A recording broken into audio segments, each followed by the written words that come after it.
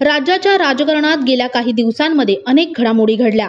राज्यात विधानसभा निवडणुकींपासून मंत्रिमंडळ विस्तार, अर्थसंकल्प आणि नुकतंच पार पडलेलं अधिवेशन या सर्वांमध्ये सातत्याने एक चर्चा होत राहिली, ती म्हणजे उपमुख्यमंत्री एकनाथ शिंदे नाराज असल्याची।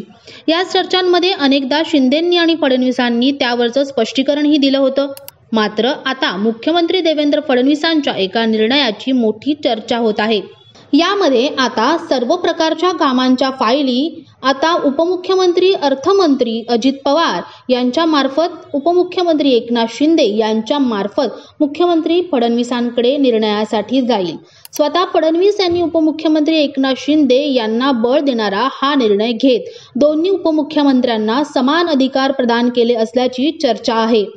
राज्याच्या मुख्य सचिव सुजाता सैनिक यांनी काल म्हणजेच मंगळवारी सर्व शासकीय विभागांसाठी एक आदेश काढला आहे। एकनाथ शिंदे मुख्यमंत्री असताना त्यांनी सर्व प्रकारच्या फायली या थेट मुख्यमंत्र्यांकडे न येता आधी तेव्हाचे उपमुख्यमंत्री आणि गृहमंत्री तसेच विधी न्यायमंत्री देवेंद्र फडणवीस यांच्याकडे जातील, त्यानंतर त्या आपल्याकडे येतील असा आदेश काढला होता। त्यामुळे प्रत्येक लहान मोठ्या निर्णयात फडणवीस यांची भूमिका महत्त्वाची राहत होती। त्यानंतर देवेंद्र फडणवीस मुख्यमंत्री झाल्यापासून दोन्ही उपमुख्यमंत्र्यांच्या अधिकारांबाबत स्पष्टता आलेली नव्हती।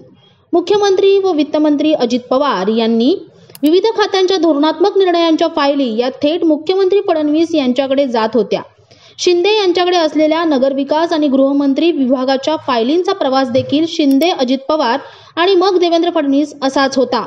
त्यामुळे आता फडणवीसांच्या या निर्णयाने एकनाथ शिंदे यांना जास्त बळ मिळालं असल्याची चर्चा राजकीय वातावरणात रंगत आहे।